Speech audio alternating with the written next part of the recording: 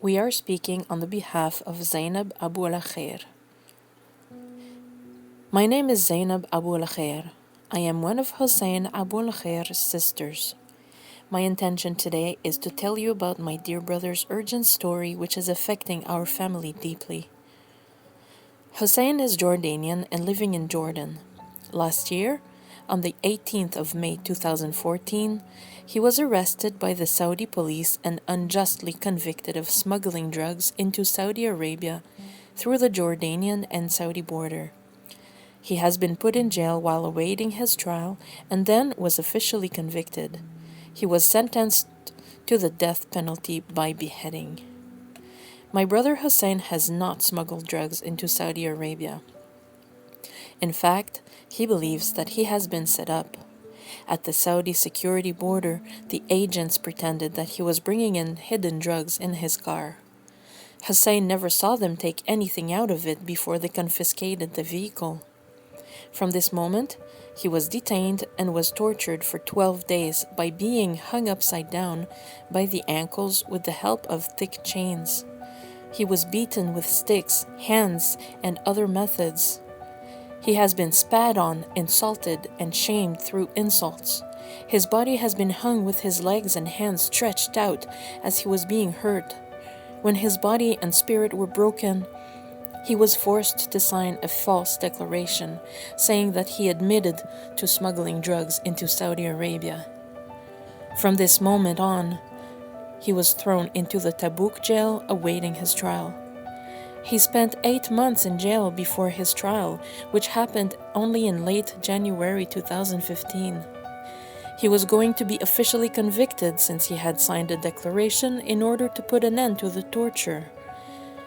His sentence is execution by beheading. However, he pleaded not guilty in court and he was allowed to appeal. In his case, he was given 1 month to bring his proof. One of the other prisoners gave him the name of a man whom could write a letter for him. This man was not a lawyer, however. The man wrote a letter to convince the court to clear Hussein. The letter was supposedly sent to the Court of Appeal sometime in February, but to this day there are no news about Hussein's case. About a month ago, I went online to verify the case's status, and the letter was supposedly received, but no dates were given for a decision or any action.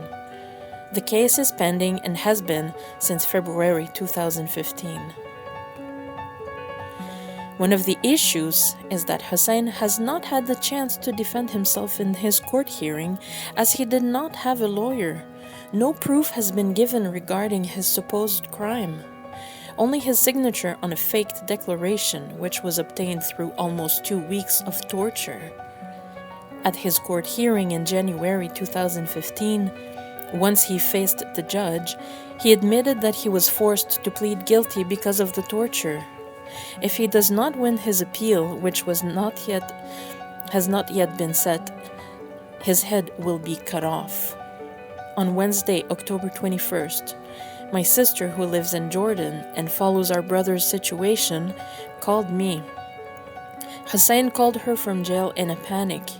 He told her that the previous day, 2 other prisoners who were convicted of the same crime had been beheaded, and on the day before that, this past Monday, 3 more had been executed in the same manner.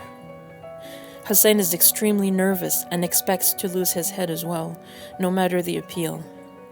The system is not known for being fair, and so far, everything about this case has been inhumane and unjust.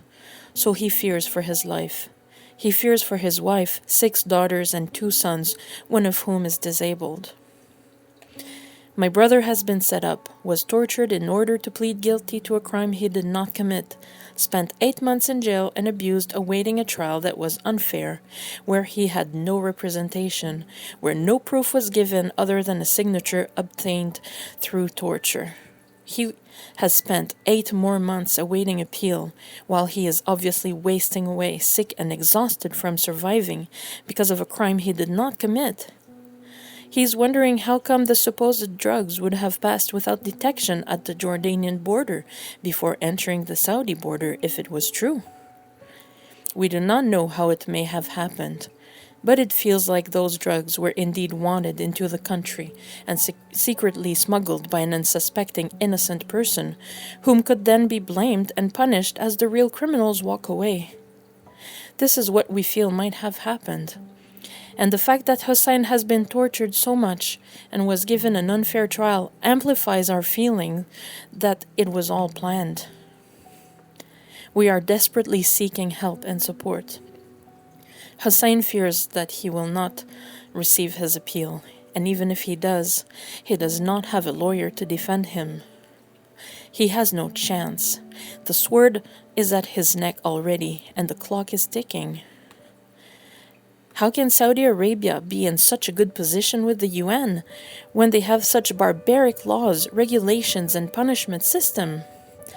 How can they have a good name when they torture people, force them to admit to crimes they did not commit, and still use beheading as an execution method? Humans have always had a taste for vengeance, blood, and money. It will never disappear from the dark streets and alleys. But what about when it's flagrant and obvious, such as in my brother's case? They treat people like meat cuts, like useless carcasses. Poor people like my brother are treated even worse because they cannot bring any financial benefit to anyone. Let the story of my brother shed light upon a cruel and cold reality which still exists in Saudi Arabia. We beg you, please help us save Hussein's life. Help us give human rights to those who are denied them. We thank you from the bottom of our heart. Thank you.